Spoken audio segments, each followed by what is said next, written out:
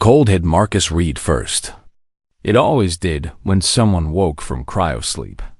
His lungs burned as they filled with air for the first time in what should have been 50 years. His eyes opened slowly, fighting against the ice crystals that had formed on his eyelashes. The pod's lid was already open, and emergency lights flickered red across the ceiling. Something was very wrong. Marcus pulled himself out of the cryopod, his muscles weak and shaking. The colony ship Persistence hummed around him, but the sound was different, older, tired. He stumbled through the cryo bay, looking at the other pods. There should have been 200 colonists here, all sleeping peacefully until they reached New Terra. Every single pod was dark, dead. "Hello?" Marcus called out, his voice cracking. "Is anyone there?" The ship's lights flickered, and a holographic face appeared in front of him. It was Vera, the ship's artificial intelligence. But even she looked wrong. Her image glitched and stuttered. "Captain Reed," Vera said, her voice filled with what sounded like relief. "You are the only survivor. I apologize for failing the others." Marcus felt his heart sink.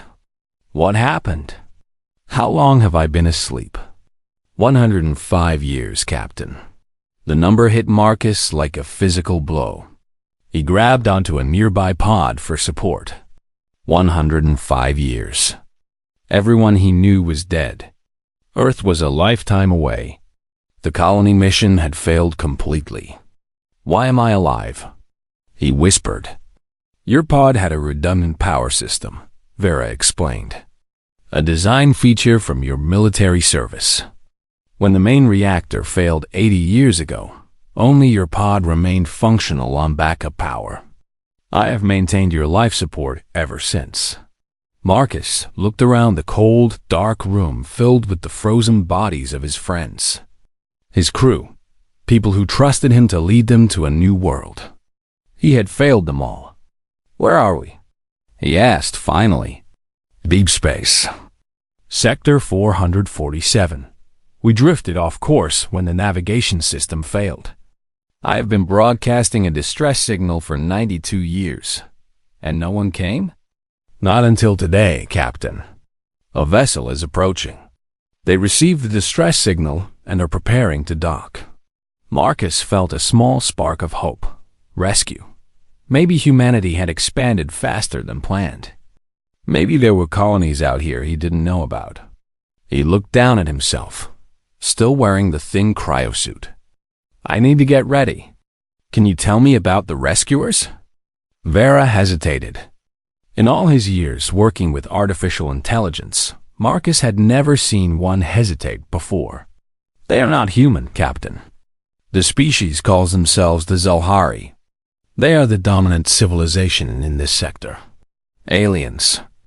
Real aliens." Marcus had trained for first contact scenarios back on Earth, but that was over a century ago. Everything he knew might be useless now. "Are they friendly?" Their communications suggest curiosity and willingness to help. "However, Captain, there is something you should know. The Zelhari are a female-only species. They lost their males 300 years ago to a genetic plague. They have not encountered a human male in over 105 years, since humanity's first contact missions in this region."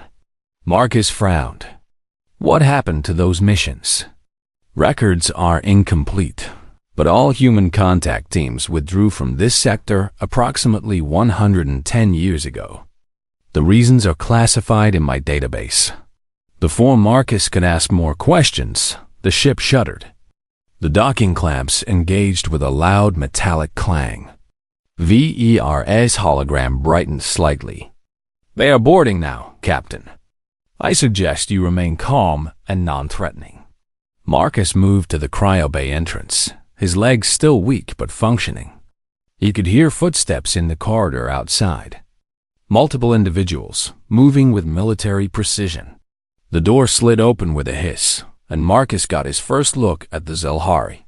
They were humanoid, which was startling in itself. Tall, averaging about 6.5 feet, with skin that ranged from deep blue to pale lavender. Their eyes were large and completely black, with tiny points of light that seemed to move like stars. They wore sleek armor that looked both ceremonial and functional, and each carried weapons that hummed with energy. The leader stepped forward, her hand raised in what Marcus hoped was a peaceful gesture. She removed her helmet, revealing sharp features and silver hair that floated as if underwater. When she spoke, her voice was translated by a device on her collar. "I am Commander Talia Varesh of the Zelhari Patrol Fleet. We received your distress signal. Are you the only survivor?" Marcus nodded slowly. "Captain Marcus Reed, Earth Colonial Fleet. Yes, I'm alone. The others died when the reactor failed." Talia stared at him for a long moment.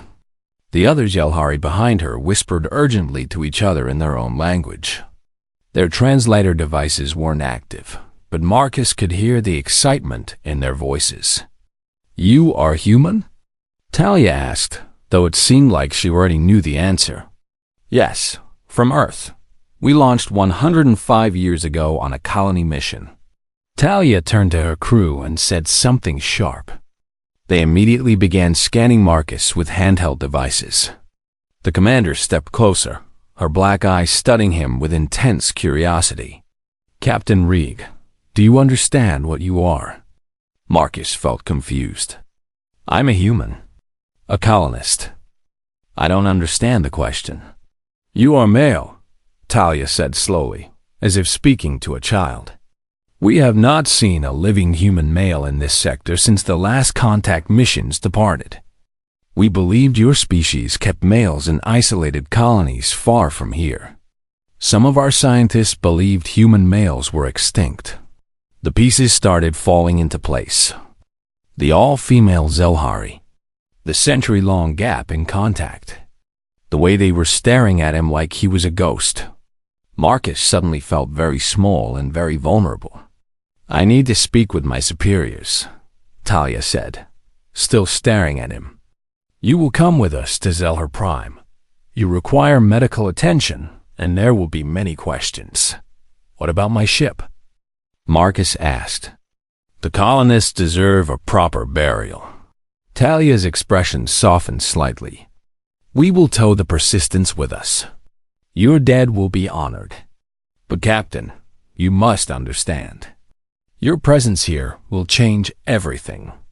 The moment news spreads that a human male has been found alive, every Zelhari in the system will want to see you.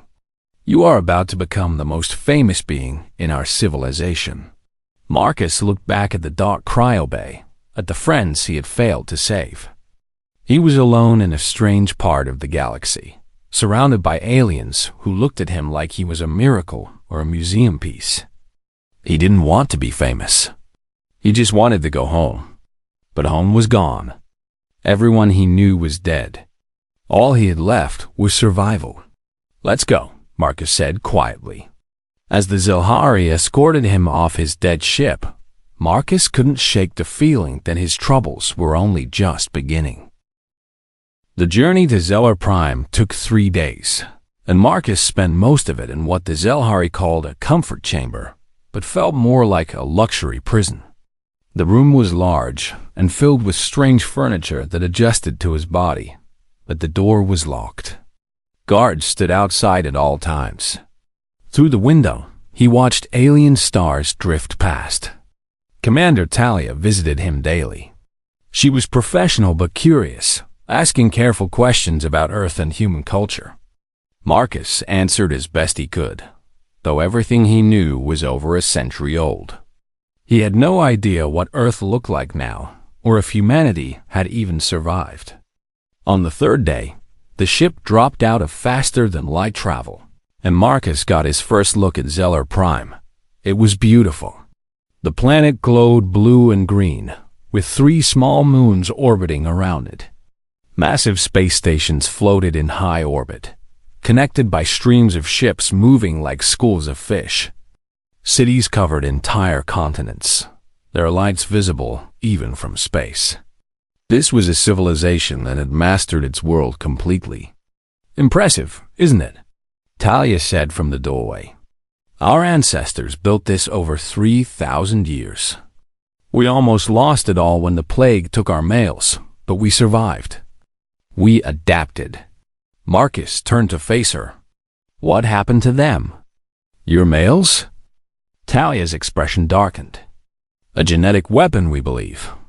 During the last great war between the Zelhari nations, someone created a virus that targeted male biology specifically. It worked too well. Within 20 years, every male of our species was dead. Only females remained. I'm sorry, Marcus said, and he meant it. We grieved, Talia said. Then we moved forward. We developed cloning technology. We learned to reproduce without males. We built a new society based on cooperation instead of competition. Some say we became better than we were before. Others say we lost something essential. The debate continues even now. The ship descended toward the planet, and Marcus watched the cities grow larger. He had never seen anything like this. Earth cities were crowded and chaotic. These looked planned, organized, beautiful. They landed at what Talia called the Central Complex, a massive building that served as the government center. As Marcus stepped off the ship, he was immediately surrounded by Zelhari in official-looking uniforms. Cameras floated in the air, recording everything. Thousands of Zelhari watched from behind barriers, their voices rising in excitement. Stay close to me, Talia said firmly. The people are very excited to see you. That was an understatement. As Marcus walked through the complex, he could see holographic screens everywhere showing his face. News broadcasts were playing on repeat. He couldn't understand the Zelhari language, but he could see the numbers. Billions of views. Trillions of shares. He had become an instant celebrity on a planetary scale. They took him to a medical facility first. Zelhari doctors examined him for hours, scanning every inch of his body. They were professional and polite, but Marcus could see the excitement in their eyes. He was a puzzle they desperately wanted to solve. Dr. Kesselorn was different from the others. She was younger, with pale blue skin and white hair cut short. While the other doctors crowded around Marcus, poking and prodding, Kes hung back and watched. When their eyes met, she nodded once, as if acknowledging him as a person rather than a specimen. After the medical examination, Marcus was taken to meet the leadership. The High Council chamber was enormous, with seats rising in circles around the central platform. Hundreds of Zelhari leaders sat watching him as he entered.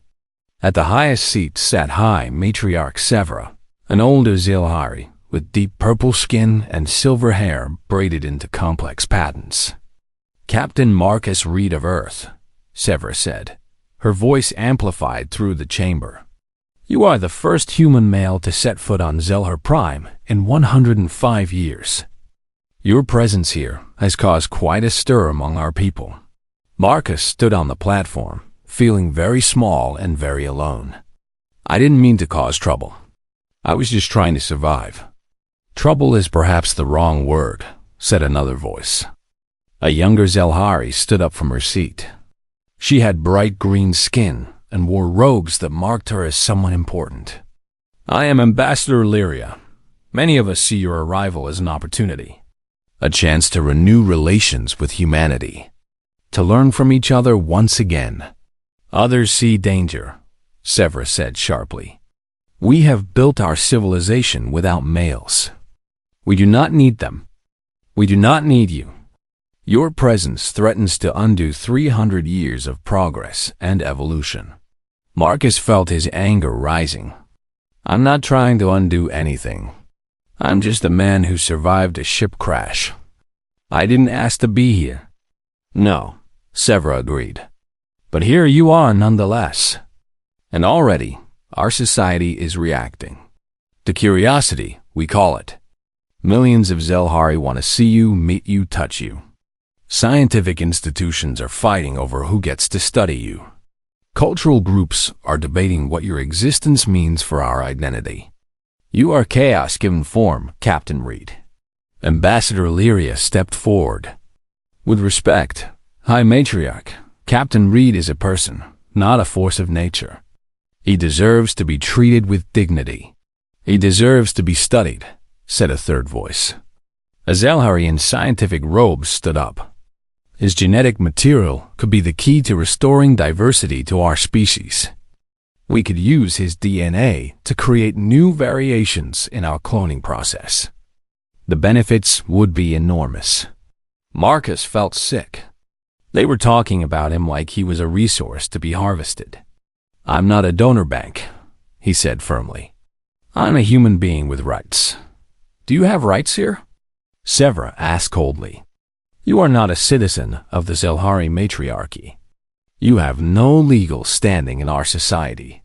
You exist here because we allow it. The chamber erupted in arguments. Some Zelhari shouted their agreement with Severa. Others defended Marcus. Ambassador Illyria tried to restore order, but the damage was done. Marcus realized he was in serious danger. These people could do whatever they wanted with him, and there was no one to stop them.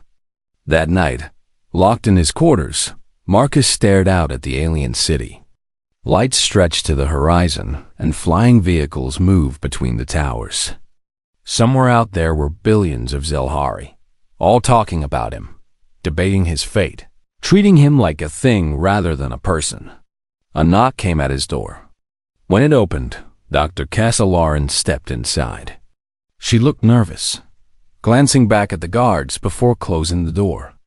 I'm not supposed to be here, she said quietly, but I needed to talk to you. Away from the cameras and the politics. Marcus studied her carefully. Why? Because everyone else is treating you like a symbol or a specimen. I wanted to see if you were okay. As one scientist to another. Marcus blinked in surprise. You know I'm a scientist? I read your file. Xenobiologist, specialized in first contact protocols. You were qualified for this mission, Captain. You weren't just some random colonist. For the first time since waking up, Marcus felt like someone was seeing him as a person. He sat down heavily on the strange alien furniture. I don't know what to do. I'm trapped here. They're talking about using my DNA without my consent. I have no rights, no protection, no way home. Cass sat down across from him, maintaining a respectful distance. I know, and I'm sorry. My people aren't cruel, but we're scared. For 300 years, we've defined ourselves by our independence from males. Your presence challenges everything we believe about ourselves. I didn't choose this, Marcus said tiredly. I know, Cass said. That's why I'm here. I want to help you, not study you, not use you. Just help you as one person to another. But you need to understand something, Captain. There are forces moving in our society right now. Some see you as a blessing. Some see you as a threat. And some see you as a tool. You need to be very careful. Before Marcus could respond, alarms blared throughout the complex. Kes jumped to her feet, her eyes wide with fear. That's a security breach. Someone's trying to get to you. The door burst open, and Talia rushed in with a squad of guards. We need to move now. A radical group is attacking the complex. They want to kill Captain Reed before he can corrupt our society. Marcus felt cold fear wash over him. He had been on Zelhar Prime for less than a day, and someone already wanted him dead. As the guards surrounded him and rushed him through the corridors, Marcus realized the truth. His real problems were only just beginning. The attack on the central complex failed, but it changed everything. 3 radical Zelhari died trying to reach Marcus's quarters. They left behind messages calling him a genetic invader and a threat to Zelhari purity. The news broadcasts showed their faces, their families, their reasons. They truly believed killing Marcus would save their civilization. High Matriarch Severa moved him to a secure facility outside the capital city. It was more laboratory than prison, but Marcus felt trapped either way. Guards watched his every move. Scientists studied him constantly. He was allowed no contact with the outside world except through approved channels. Dr. Kess, Lauren, became his only regular visitor who treated him like a person. She came every day to check on his health, but Marcus knew she was also there to keep him sane. They talked about science, about Earth, about the Zelhari. Slowly, carefully, they became friends. "I've been studying your DNA," Kess said one morning, about 2 weeks after the attack. She pulled up holographic displays showing complex genetic sequences. "I need to show you something, but you have to promise not to tell anyone else yet." Marcus leaned forward, his xenobiology training kicking in. "What am I looking at?" "Your DNA and Zelhari DNA, side by side." Kess manipulated the display, highlighting certain sections. "Do you see these markers? These base pair sequences?" Marcus studied the patterns. Then his eyes widened. "They're nearly identical." "That's impossible. We evolved on different planets." "Exactly," Kess said, her voice filled with excitement and fear. "The probability of this happening naturally is essentially zero." "Marcus, I think both our species were engineered by the same precursor race. Probably millions of years ago. We're distant cousins."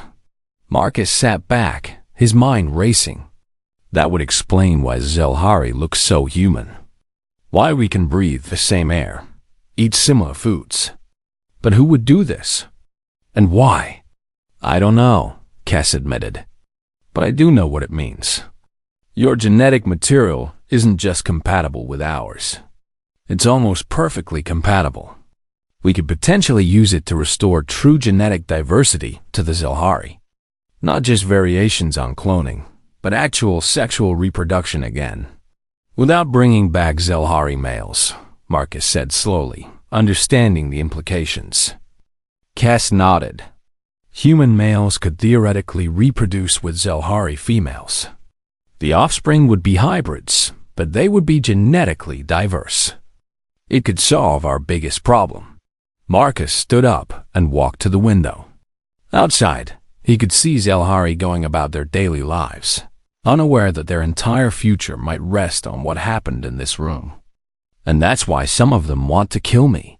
I'm not just a curiosity. I'm a permanent solution to a problem they think they already solved." "Yes," Kess said quietly. "The traditionalists believe we've evolved beyond needing males. They see the current system as superior. Your existence proves they might be wrong." "What do you believe?" Marcus asked, turning to face her. Kess was quiet for a long moment. "I believe we lost something when we lost our males. Not because males are necessary for society to function, but because we lost the choice. We were forced to adapt. We made the best of it, and yes, we built something beautiful. But it wasn't our choice. It was survival." Before Marcus could respond, the door burst open. Commander Talia rushed in, her expression urgent. "We have a situation. The High Council is demanding that Captain Reed provide genetic samples for the research program. High Matriarch Severa is calling for a vote tomorrow." "They can't force him," Kess said angrily. "They can," Talia said grimly. "Under Zelhari law, the needs of the many outweigh the rights of individuals in matters of species survival. If the Council votes yes, Captain Reed will be legally required to donate genetic material." Marcus felt his stomach twist. "And if I refuse?" Talia didn't answer, which was answer enough. That night, Marcus couldn't sleep. He paced his room, thinking about everything Kess had told him. The genetic connection between species. The political factions tearing the Zelhari apart. The fact that his body had become a political weapon. He thought about consent, about agency, about the difference between helping people and being used by them. Around midnight, alarms blared again. Marcus jumped to his feet as his door opened. But this time, it wasn't guards or attackers. It was Kes, her face pale with fear. "We need to leave now," she said urgently. "There's been another attack. Not on you this time. On the council chambers. A radical group is trying to force a vote tonight while security is focused here. If they succeed, the vote will pass, and you'll have no rights at all." Marcus grabbed his jacket. "Where can we go?" "Ambassador Lyria's estate. She's offering you sanctuary under diplomatic protection. It's not much, but it might buy us time." They ran through the corridors, Kes leading the way through back passages she knew from her work in the facility. Behind them, Marcus could hear shouting and the sound of energy weapons firing. The building was under attack again. They made it to a service exit where a vehicle waited. Talia was in the driver's seat, her expression grim. "Get in. We're running out of time." As they flew through the night sky toward Lyria's estate, Marcus watched explosions light up the facility behind them. The Zelhari were literally fighting a war over what to do with him. "This has to stop," Marcus said. "People aren't dying because of me. People are dying because our society has unresolved trauma," Kes said. "You're just the catalyst that brought it to the surface." They reached Lyria's estate, a beautiful compound surrounded by gardens and walls. The ambassador met them at the door, her expression serious. "You're safe here, Captain Reed. My family has diplomatic immunity. But this is only a temporary solution." Over the next few days, Marcus learned more about the factions fighting over him. The traditionalists, led by High Matriarch Severa, believed the Zelhari should remain independent and female only. The progressives, led by Lyria, wanted to use Marcus's genetics to restore diversity. And a new group, calling themselves the Reconciliation Movement, believed finding Marcus was a sign that they should try to reverse their own species, genetic plague, and bring back Zelhari males. "It's too much," Marcus said to Kes one evening. They sat in Lyria's garden, watching alien flowers bloom under twin moons. "All I wanted was to help found a colony. Now I'm at the center of a civilization's identity crisis." "I know," Kes said softly. "But Marcus, you're also an opportunity. Not for genetic material or political points. For dialogue. For change." "What do you mean?"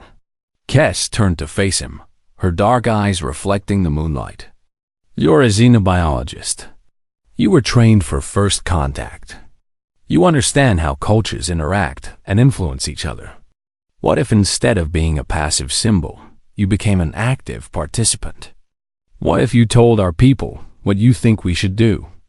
Marcus laughed bitterly. "They won't listen to me.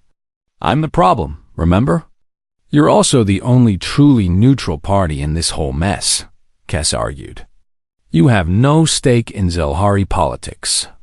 You just want to survive and be treated with dignity. Maybe that perspective is exactly what we need." The idea took root in Marcus's mind. He spent the next several days preparing, researching Zelhari history and culture through Lyria's archives. He learned about their wars, their achievements, their struggles. He began to understand them not as aliens, but as people who had survived the unthinkable and rebuilt. 1 week after arriving at Lyria's estate, Marcus made his decision. He contacted the High Council and requested permission to address them. High Matriarch Severa appeared on the communication screen, her expression skeptical. "You wish to speak to the council? About what?" "About what I think you should do with me," Marcus said. "About compromise. About respect. About how both our species can benefit from this situation without anyone being forced to do anything they don't want to do." Severa studied him for a long moment. "Very well.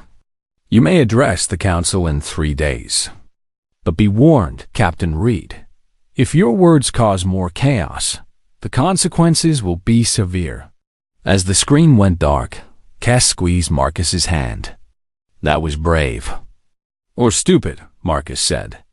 "I guess we'll find out." He had 3 days to prepare the most important speech of his life.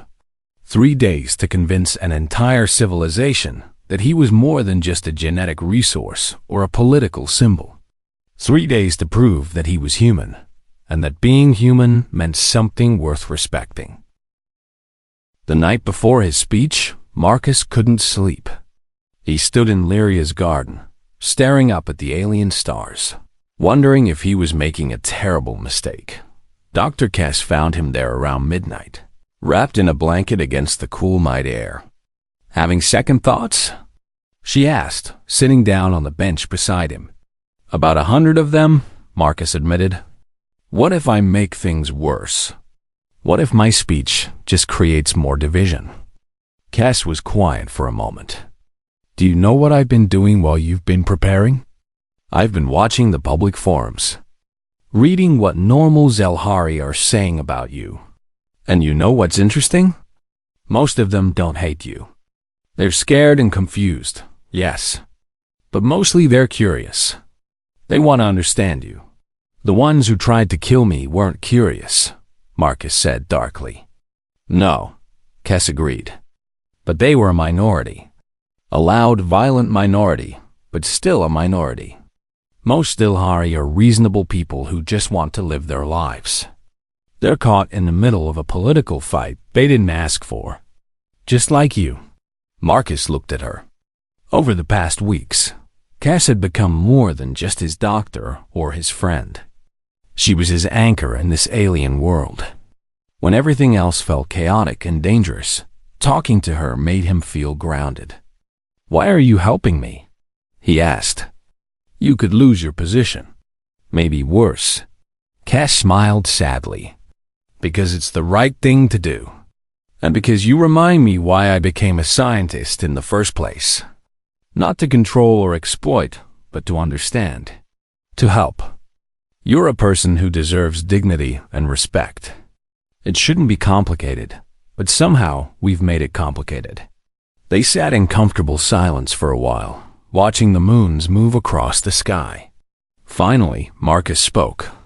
"Tell me honestly, what do you think will happen tomorrow?" Kess considered carefully. "I think you'll surprise them. The council expects you to either beg for mercy or make demands. But if you do what I think you're going to do, if you speak to them as equals and offer real solutions, they won't know how to respond. And that might be exactly what we need." The next morning, Marcus dressed in formal human clothing that Lyria had somehow acquired. A simple suit, black and professional. He wanted to look like himself, not like someone trying to fit into Zelhari culture. Ambassador Lyria drove him to the central complex personally, with Kess and Commander Talia as escorts. The council chamber was packed. Every seat filled with Zelhari leaders, scientists, cultural figures, and military officers. Cameras floated everywhere, broadcasting to billions across the planet. Security was intense after the recent attacks. Armed guards lined every wall. High Matriarch Severa sat in her high seat, her expression cold and unreadable. Ambassador Lyria took her place among the progressive faction. Marcus could see the factions clearly, now traditionalists on one side, progressives on the other, and smaller groups scattered throughout. "Captain Marcus Reed," Severa announced, her amplified voice filling the chamber. "You have requested permission to address this council. We have granted it. Speak." Marcus walked to the central platform, his heart pounding. He could feel thousands of eyes on him, millions more watching through screens. He took a deep breath and began. "High Matriarch, members of the council, people of the Zelhari Matriarchy. Thank you for listening to me today. I know many of you would prefer I wasn't here. Some of you see me as a threat. Some see me as a solution. Some see me as a curiosity. But I want you to see me as what I actually am, a human being." He paused, letting that sink in. "I come from a species with a complicated history regarding gender, power, and autonomy. We made many mistakes. We built societies where some people had rights and others didn't. where some voices mattered and others were silenced. We fought wars over these things. We caused tremendous suffering. And slowly, painfully, we learned. Marcus looked around the chamber. We learned that forcing people to do things against their will, even for good reasons, always leads to resentment and resistance. We learned that treating people as resources or tools destroys the very humanity we're trying to preserve. We learned that lasting change only comes through choice, not coercion. A traditionalist council member stood up. What does human history have to do with us? Everything, Marcus said firmly. Because you're facing the same choice we faced. You can force me to donate genetic material. You have the power to do that. But if you do, what does that say about your civilization? What precedent does it set? Today it's me. Tomorrow it might be one of your own citizens. Where does it end? Murmurs spread through the chamber. Marcus pressed on. I've studied your history these past weeks. I've learned about the plague that took your males, about how you rebuilt, about the incredible society you created from the ashes of tragedy. You survived the unthinkable. But survival and healing are different things. What would you know about our healing? Severa asked coldly. Nothing, Marcus admitted. I'm an outsider, but I know about unhealed trauma because I'm living it. I woke up to find everyone I knew dead. My mission failed. My life's purpose gone. I could let that trauma define me, make me bitter and afraid. Or I could choose to move forward and find new purpose. You have the same choice. Ambassador Illyria stood up. Captain Reed, what are you proposing? Marcus took a deep breath. This was the crucial moment. I propose a different path. Not force, but cooperation. Not exploitation, but exchange.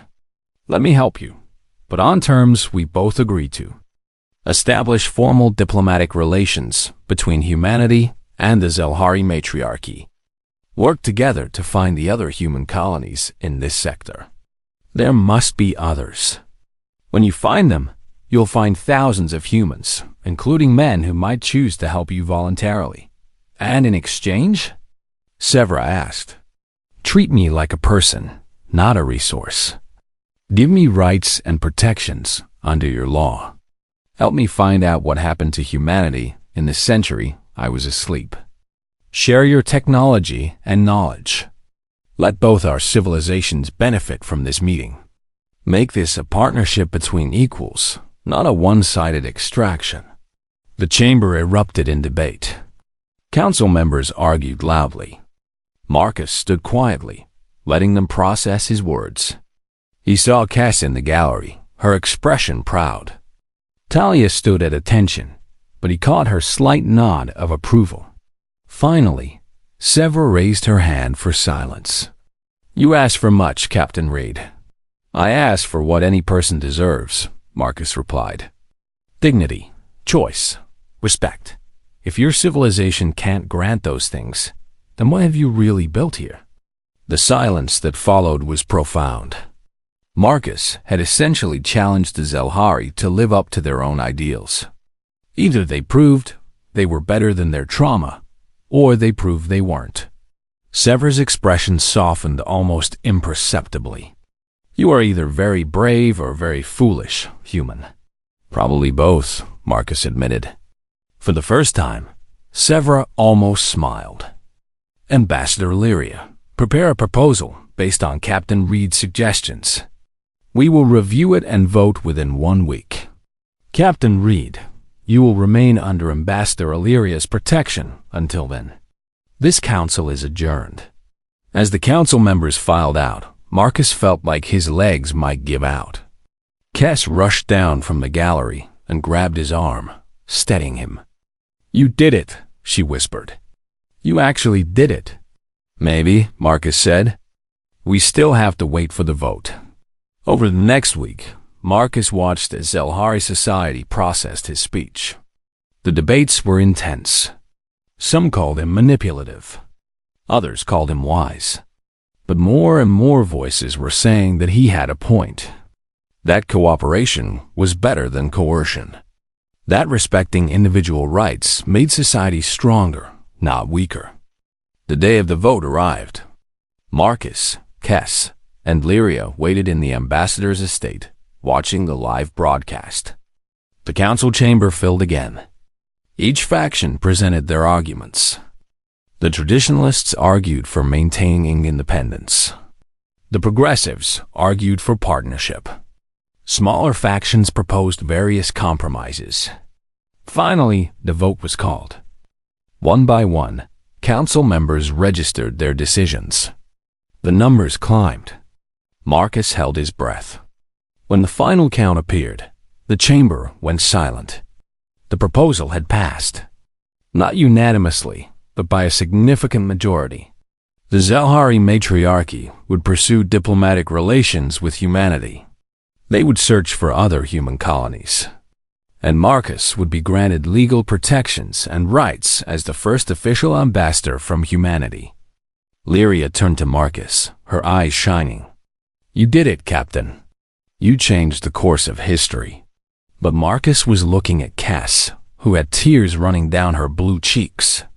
"We did it," he corrected. "All of us together." That night, as they celebrated at Lyria's estate, Marcus felt something he hadn't felt since waking up on the Persistence. Hope, not just for himself, but for both their species. They had taken the first real step toward understanding each other. And as he stood in the garden with Kes, watching the moons rise over an alien world that was starting to feel like home, Marcus realized something profound. He had survived not just the cryosleep, not just the attacks, but the hardest challenge of all. He had survived while staying human. 6 months changed everything. Marcus stood on the bridge of the Unity, a joint human-Zelhari exploration vessel, watching the stars stream past as they traveled through faster-than-light space. The crew was mixed now 20 Zelhari officers and scientists, and 10 humans from the colony they had found 3 months ago. It still amazed him that they had succeeded. The search for human colonies had taken less time than anyone expected. Using old Earth colonial records that Marcus remembered and Zelhari deep space scanning technology, they had located the new Terra colony within 8 weeks. When they arrived, Marcus got the shock of his life. The colony hadn't just survived. It had thrived. 20,000 humans lived on New Terra, including complete families with children who had never even heard of Earth. They had built cities, farms, and industries. They had created art and music and culture. They had continued humanity's story while Marcus slept. Meeting them had been overwhelming. Marcus expected to be the strange one, the man from the past. Instead, he was the hero who brought news of alien civilizations and new possibilities. The colonists were curious, excited, and a little scared.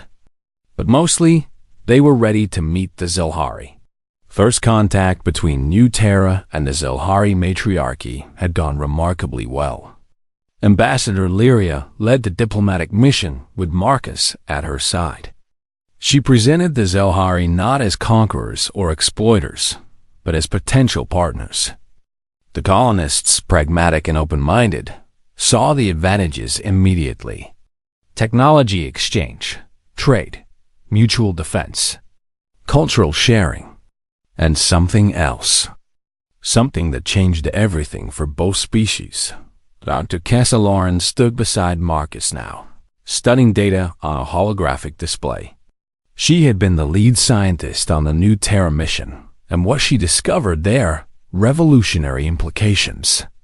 "The genetic analysis is complete," Kes said, pulling up complex charts. Of the 10,000 adult humans on New Terra, approximately 2,000 men have expressed interest in the genetic diversity program. Not because they were coerced, but because they understand the situation and want to help.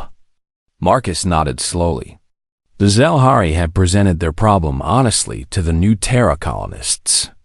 300 years without genetic diversity. Cloning that was beginning to show stress after so many generations. a civilization facing long-term genetic stagnation. The colonists listened, discussed, and many chose to help. But it was voluntary. Completely voluntary. That made all the difference. "How's the research progressing?" Marcus asked. Cass smiled, the expression transforming her face. Over the past 6 months, Marcus had learned every nuance of that smile. Better than we hoped. The hybrid embryo development is stable. In another year, we'll have proof of concept. The first generation of children with true genetic diversity in Zilhari history since the plague. And people are accepting it? Mostly, Cass said. There's still resistance from the traditionalists, of course. High Matriarch Severa remains skeptical. But the majority of Zilhari see this as a gift, not a threat.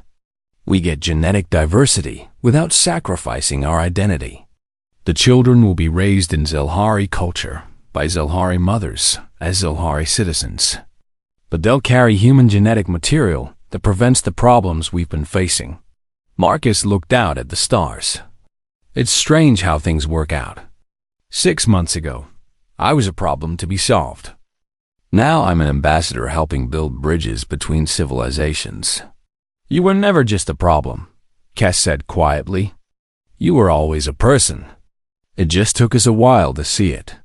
The ship dropped out of faster-than-light travel, and a planet appeared on the view screen. This was their current mission, searching for more human colonies using the colonial records. If New Terra had survived, others might have too. Each one they found meant more opportunities for cooperation, more humans who might choose to participate in the genetic diversity program, more chances to build lasting peace. Captain Reed called Commander Talia from her station. She had been promoted to captain of the Unity after the New Terra mission success. We're detecting structures on the surface. Looks like another colony. Population estimate, 15,000. Marcus felt excitement surge through him. Another colony. More humans who thought they were alone in the galaxy. More families who had continued humanity's story. Take us down, Captain Talia. Let's make first contact. As the ship descended, Marcus thought about how much had changed. On New Terra, when the colonists learned his story, they treated him like a legend. The man who survived alone for 105 years. The man who made first contact with an alien civilization. The man who convinced them to treat him as a person rather than a resource. But Marcus didn't feel like a legend. He felt like someone who had done what anyone should do. Insist on being treated with dignity and respect. The fact that it was remarkable said more about the situation than about him. The landing on the new colony went smoothly. The colonists, calling their world Hope's Landing, were initially terrified to see alien ships. But when Marcus stepped off the Unity and explained who he was and where he came from, their fear transformed into wonder. Humans weren't alone in the galaxy. They had neighbors. Powerful, advanced neighbors who wanted to be friends. Over the next week, Marcus and Lyria conducted diplomatic talks with Hope's Landing leadership. Cass set up a medical facility to examine colonists and explain the genetic diversity program. Talia coordinated security and logistics. It was a well-practiced routine now, refined over multiple colony contacts. On the 7th night, Marcus and Cass sat together on a hill overlooking Hope's Landing's main settlement. The colony was beautiful, built around a natural harbor with mountains in the distance. 2 moons hung in the sky, and Marcus wondered if he would ever get tired of alien moons. I've been thinking, Cass said, breaking the comfortable silence, about what comes next. After we finish finding the colonies, after the first hybrid generation is born, what do we do then? Marcus considered the question. We keep building, I suppose. Keep learning from each other. Keep proving that different species can work together. Is that what we're doing? Cass asked, her voice soft. Working together? Marcus turned to look at her, really look at her. Cass had been with him through everything. She had protected him, befriended him, stood up for him when others wanted to use him. She had risked her career and her standing in Zelhari society to do what was right. And somewhere along the way, she had become more than a friend. "I think we're doing something more than just working together," Marcus said carefully. "At least, I hope we are." Cass met his eyes, her dark gaze steady. A human and a Zelhari. It would be complicated. People would talk. Some would disapprove. "People are already talking," Marcus pointed out. "They've been talking since the day I arrived. At this point, I don't think I can avoid being talked about." Cass laughed, the sound bright in the alien night. "That's true. You're probably the most famous being in the galaxy right now. Every Zelhari knows your name. Every human in the colonies thinks you're a hero." "I'm not a hero," Marcus said. "I'm just a man who wanted to be treated like a person. The fact that it worked says more about you and Lyria and the progressives than it does about me. You all chose to be better than your fear. We chose to listen," Cass corrected. "That's all. But it made all the difference." They sat in silence for a while, and then Cass reached over and took Marcus's hand. It was a simple gesture, but it felt profound. A human and a Zelhari sitting under alien stars, holding hands. 6 months ago, it would have been impossible. Now it felt like the most natural thing in the world. 5 years later, Marcus stood in a hospital on Zeller Prime, watching through a window as Dr. Kesselaran held their daughter for the first time. The baby was beautiful, with pale blue skin and Marcus's brown eyes. She was healthy, perfect, and represented everything they had worked for. She was also the 5,000th hybrid child born to the Genetic Diversity Program. 5,000 children who would grow up in a galaxy where humans and Zelhari were partners. 5,000 living bridges between civilizations. Matriarch Severa stood beside Marcus, her expression softer than he had ever seen it. Over the years, she had become an unlikely ally. She still had reservations about some aspects of the program, but she had seen the results. Zelhari children with diverse genetics were healthier, stronger, and brought new perspectives to their culture. "You were right, Captain Reed," Severa said quietly. "That day you spoke to the council. You were right about choice, about dignity, about cooperation. I didn't want to admit it then. But seeing this," she gestured to the nursery full of hybrid babies, "I cannot deny it now. You have given my people a future we thought was lost forever."